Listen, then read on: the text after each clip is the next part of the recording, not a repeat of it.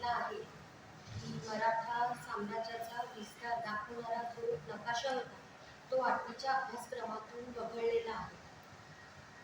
ही अतिशय खेदजनक गोष्ट आहे आपल्यासाठी, कारण आपण ज्या मातीत जन्माला आलो आहोत आणि ज्यांच्या आराध्य दैवत आम्ही ज्यांना मानतो ते छत्रपती शिवाजी महाराज, छत्रपती संभाजी महाराज आणि त्यांचं जे घर आहे, आज त्यांचा अशा रीते जर इतिहास पुसण्याचं काम चाललं आहे तर ही अतिशय निंदनीय गोष्ट आहे.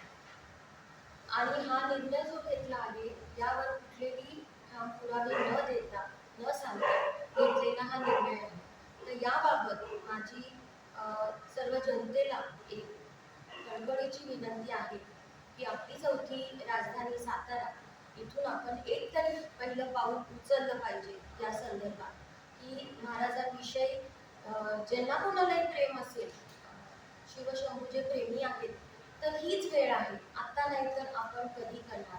आज महाराज असते तर आपण त्यांना काय तोंड दाखवलं असतं? आणि जर राजस्थान किंवा ज्यांनी कोणी हे केले त्यांना सीमेबाबत काही आक्षेप होता तर त्यांनी ती दुरुस्ती करायला हवी होती, सुधारणा करायला हवी होती नकाशामध्ये. पण पूर्णपणे वगळणे म्हणजे आपल्या मराठ्यांचा एवढा मोठा जो इतिहास आहे तो पुसण्यासारखं काम केले. आम्ही ह्याला काय समजायचं? आणि त्याच्यासाठी मी आज सर्वांना ही विनंती करते की हे जे चाललेलं आहे हे आपण दिलं नाही पाहिजे. आज ही गोष्ट झाली, उद्या अजून 4 गोष्टी होतील. कुठंतरी ही गोष्ट थांबली पाहिजे. महाराष्ट्राने आवाज उठवला पाहिजे. महाराष्ट्र सरकारने केंद्रीय सरकारला प्रवृत्त केलं पाहिजे की हा इतिहास, सत्य इतिहास जो आहे तो परत पुस्तकांमध्ये समावेश त्याचा झालाच पाहिजे. NCERT हा म्हटलं जातं की MPSC UPSC ह्याचा पाया आहे अभ्यासक्रम हा. तर मग अशा महत्त्वपूर्ण अभ्यासक्रमातून मराठ्यांचा इतिहास वगळणे हे कितपत बरोबर आहे? आपण विद्यार्थ्यांना पुढच्या जनरेशनला काय शिकवणार आहोत? इतिहास ही एक साखळी असते, त्यातली एक कडी जरी वगळली गेली तर पुढच्या मग विद्यार्थ्यांना आपण काय सांगणार आहोत? खरं तर ज्या वेळेस आम्ही हे आवाज उठवला तेव्हा महाराष्ट्रातून खूप आम्हाला प्रतिसाद मिळालेला आहे.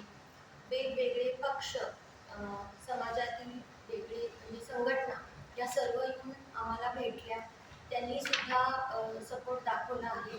आणि 24 तारखेला सातारा येथील शिवतीर्थ ते कलेक्टर ऑफिस आपण हा निषेध मोर्चा काढणार आहोत. याच्यासाठी सर्वांनी समर्थन दिले. ऐकत आहोत की महापुरुषांविषयी अपशब्द किंवा असे काही विचित्र असे म्हणजे उल्लेख केले जात आहेत, पेपरमध्ये येत आहे किंवा सोशल मीडियावरती येत आहे.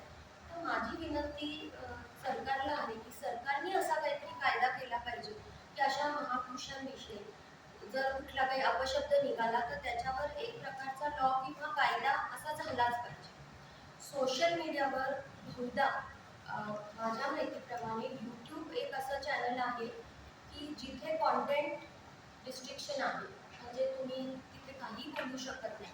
पण दुसरे जे चॅनल्स आहेत जसं की इन्स्टा किंवा फेसबुक, तर तिथं मी हेही विनंती करू इच्छिते की त्यांनी देखील काहीतरी नॉर्म्स ठेवले पाहिजे जेणेकरून महापुरुषांवर असे आघात नाही झाले पाहिजे. आणि हे कोणालाच न आवडणारी गोष्ट, कुठल्याही समाजाला